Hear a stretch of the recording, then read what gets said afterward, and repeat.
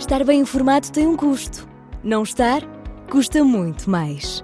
André Ventura e António José Seguro estão na segunda volta. E cada detalhe conta. O palco das eleições é no Observador. Acompanhe passo a passo. Assine hoje o Observador e garanta acesso a todos os artigos, agora com 40 € de desconto. Saiba tudo em observador.pt.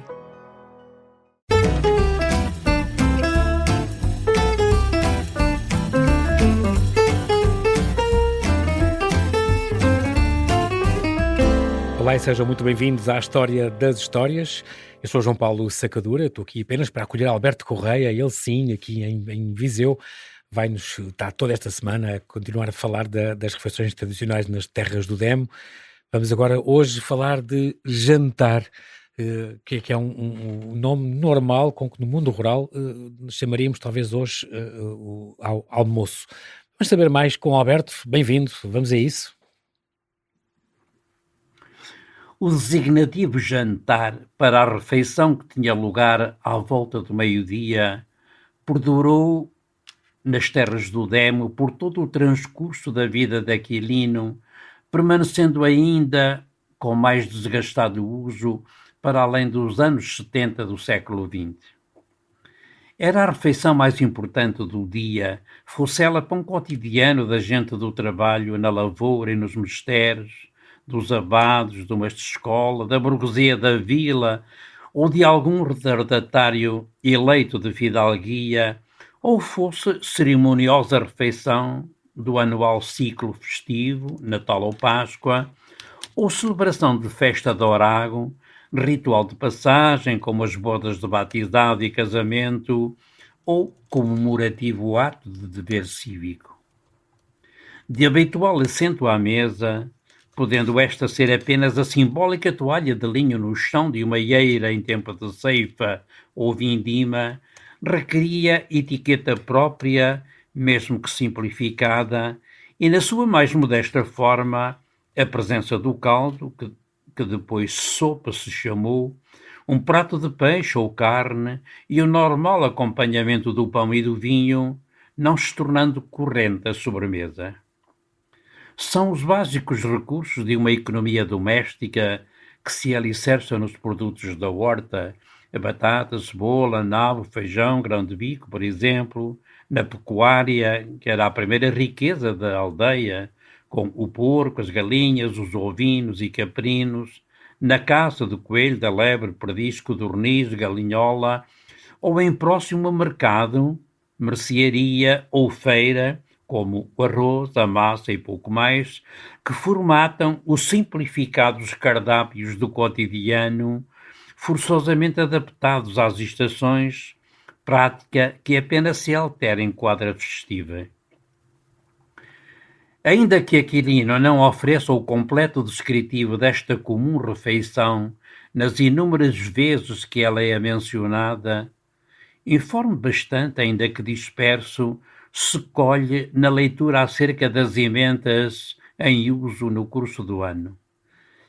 E lá nos aparecem, entre os caldos ou sopas, o caldo de berças com pão de rala, o caldo de couves temperado a unto, o caldo de zaburros, que é o feijão migado com broa, a sopa de feijão bem migada com tempero de orelheira e chouriço, a sopa de rabo de boi, o caldo de leite com abóbora.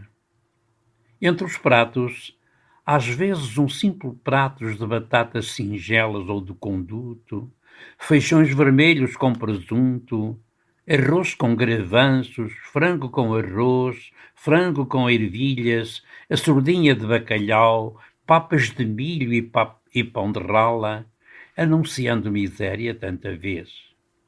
A sardinha assada, frita, em molho de escabeche, o peixe do rio ou da ribeira, que não as trutas, servidos com uma almofia cheia de batata cozida com a casca, eram frequente manjar do trabalho, ou tão só de familiar refeição, como eram as magras peixotas de bacalhau, o fiel amigo, cozido com batatas e regado de azeite, vinagre e alho, frito com ovos ou ensopado em trigo, os torresmos ou o sarrabulho do Natal. Já não era assim com as refeições cerimoniais, onde as requintadas emendas ficavam a cargo de cozinheiras encartadas e que encarnavam o saber de gerações, de criadas que longos anos serviam os seus senhores, ou de um cozinheiro francês, como era quem servia na Quinta do Amparo o deputado às Cortes, Dom Nicéforo.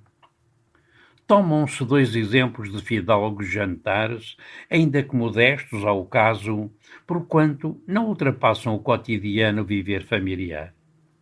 Na Quinta de Santa Maria das Águias, Dona Estefânia, a cativante esposa de Miguel Malafaia, a fidalga saía do quarto lá para as 11, tinha de esperar.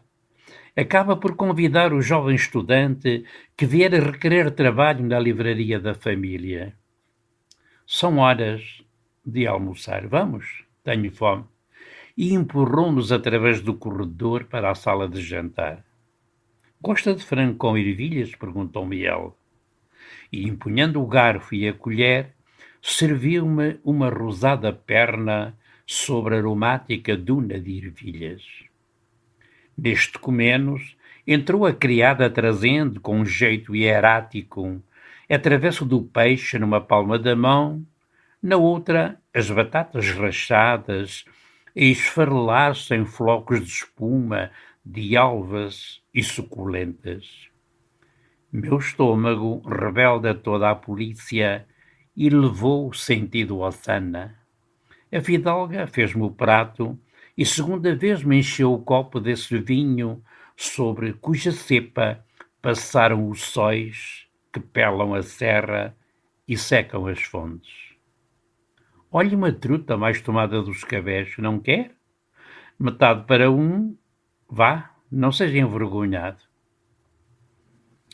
A Via Sinuosa, de onde se retira a descrição, era publicada em 1918, quando, entre fidalguias, pelo menos, a sala de refeição era já dita sala de jantar e a refeição do meio-dia ganhara o designativo de almoço.